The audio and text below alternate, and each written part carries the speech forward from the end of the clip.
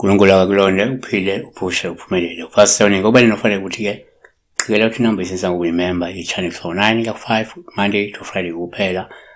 Saturday and Sunday abantu abavakashele enkonzweni noma bephumule.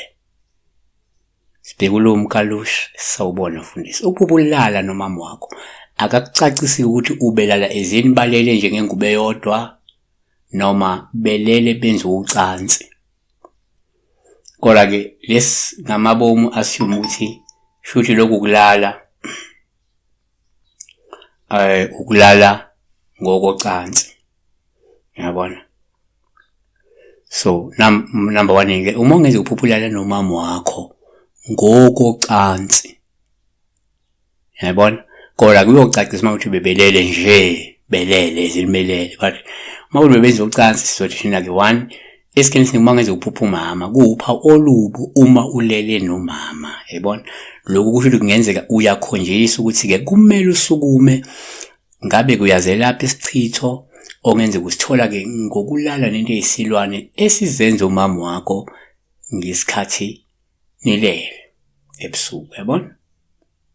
Number 2 omunye angayibheka kanje kwesinye isikhathi uma ngeze uphuphuma kupha olubu uma ulele nomama. Lokho kungaveza ukuthi ke wena usuku ukhonjiswa ukuthi kumele usukume ulungise ukhondolo olungavaliwe ngoba ukhona umuntu owalela nonini ekhaya yangenziwe inhlambululo nenhlambuluko yokuvala lesi sihlava noma lesi siga esinengekayo. Yabona?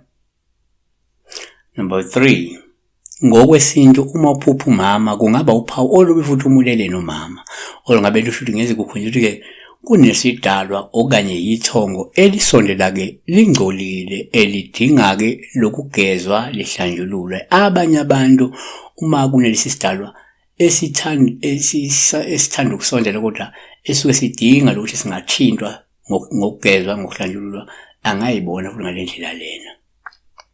Number 4 kuyenzeka futhi uma uphuphumama kuba uphawu olubi uma ulele nomama olingasho ukuthi kungenzeka usuke wena ukhonjiswa la ukuthi lo muntu mumbi futhi akafuni uganwe noma ugane ngakufaka into eyisichitho esibi futhi esikhulu nesenyanyekayo ngoba efuna ukuthi ubudlelwane phakathi kwakho nomuntu wakho buphele ngokuhamba kwesikhathi.